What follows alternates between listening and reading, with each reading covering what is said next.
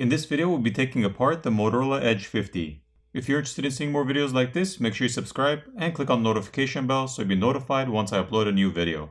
Also, if you need any tools, there are links in the description.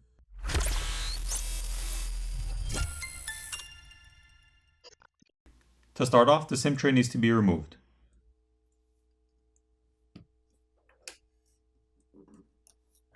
Looking at the SIM tray, we can see a red rubber gasket around the opening.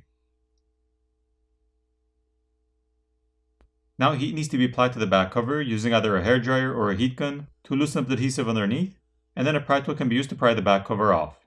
I prefer to use a hairdryer since there's less of a chance of damaging any of the components inside by overheating them.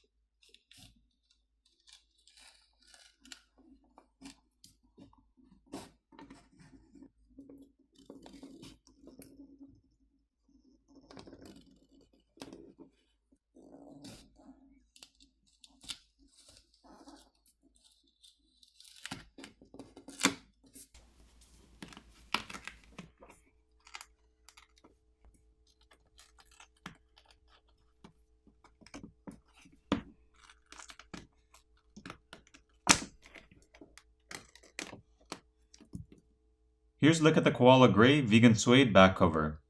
And this vegan suede feels really nice.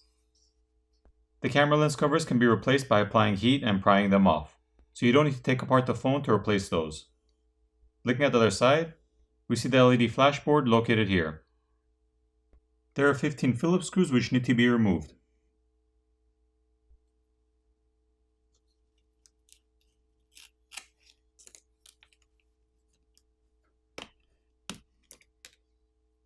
Looking at the top plastic cover, we can see numerous antenna lines drawn, which are the light gray color lines, including the NFC antenna. We can also see the wireless charging coil located in the center. On the other side, we can see a large area of graphite film to help transfer heat. At this point, the secondary board needs to be disconnected from the main board.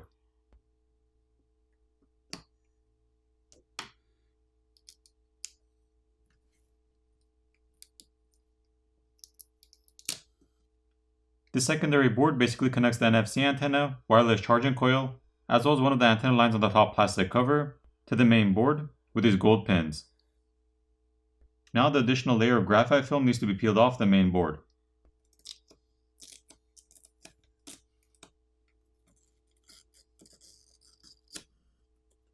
At this point, the battery cables as well as the rest of the cables can be disconnected.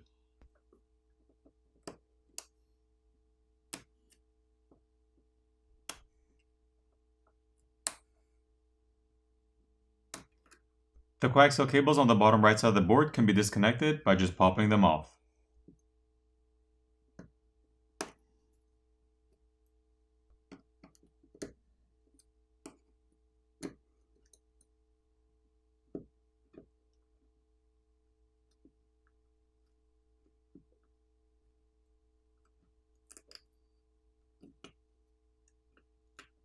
There's a single Phillips screw which is holding down the main board.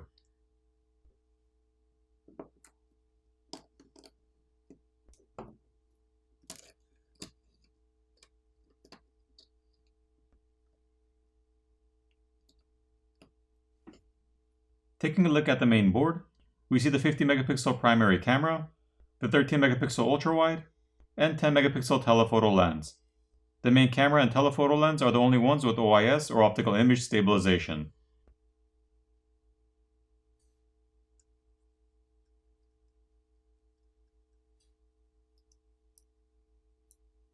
The camera connectors can be disconnected by just popping them off.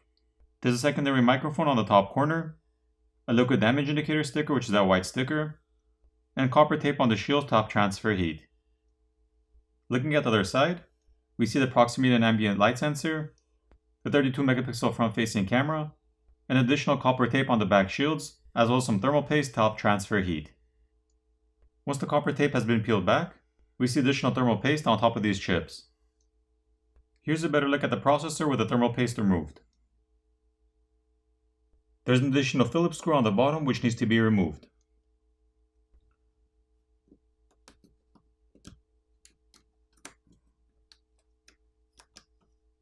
To remove the battery, there is no pull pouch or pull tabs provided to help you pry it off, so you'll need to apply some isopropyl alcohol around the edges of the battery and let it sit for about 30 seconds to a minute so it eats away at the adhesive underneath, making it easier to pry it off.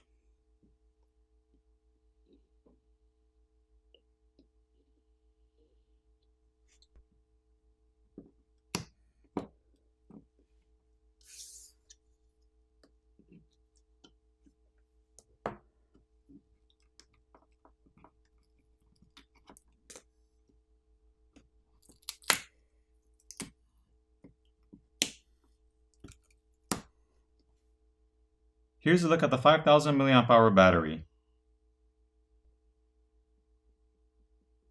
Once the battery has been removed, we can see the flex cable for the screen which is routed through an opening in the mid-frame, as well as this flex cable which connects the main board to the subboard or charger port board, as well as the SIM reader board.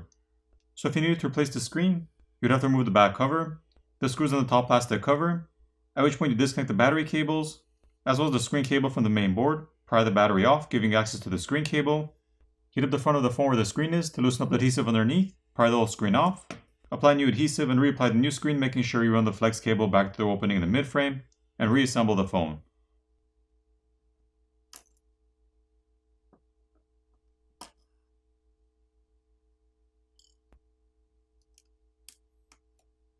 There's a single Phillips screw which is holding down the metal plate.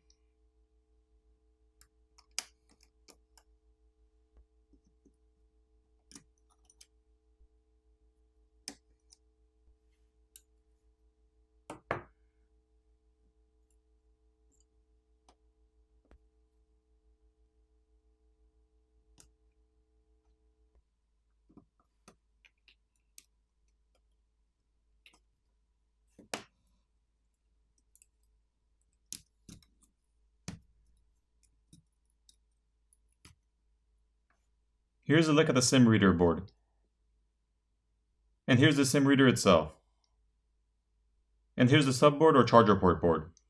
The primary microphone is located underneath this covered shield, and there's a red rubber gasket around the charger port.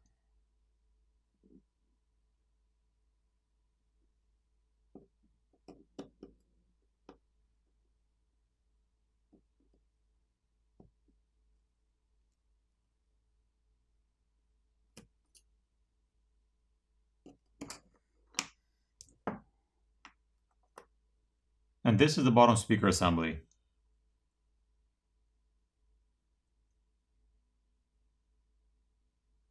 Once the bottom speaker assembly has been removed, we can see an antenna board on the bottom corner, which the gray coaxial cable is connected to.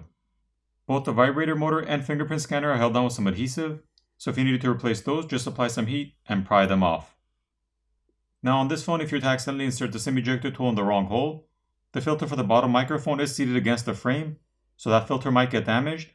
However, the microphone itself is seated above the hole, so that won't get damaged. As for the top microphone, both the filter and microphone are seated above the hole, so neither of those would get damaged.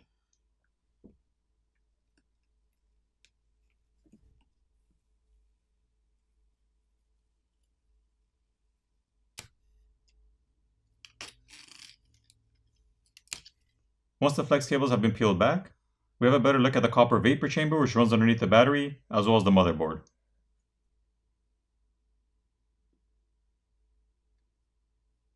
Now when it comes to this phone, I'm happy to see that the flex cable for the volume keys and power button is not routed through the mid-frame assembly like how usually Motorola does it, since that would require you to pry the screen off as well in order to replace that flex cable. So luckily on this phone they designed it better, so you just have to peel off the flex cable and lift up and pull out this metal bracket which is holding that flex cable in place. If you need to replace the actual buttons themselves, all you would have to do is pull them out of the frame.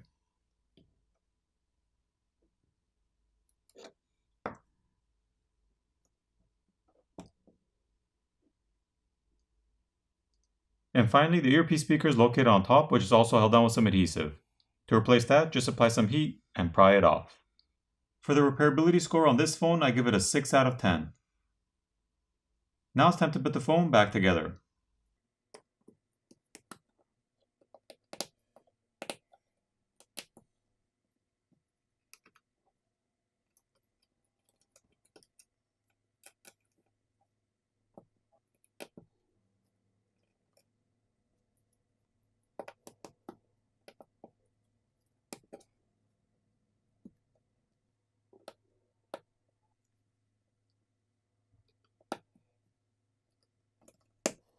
Once everything's back in place, apply new adhesive and reapply the back cover.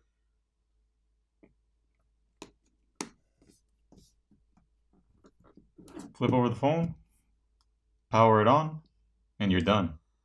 I hope you enjoyed this video, and I'll see you in the next one.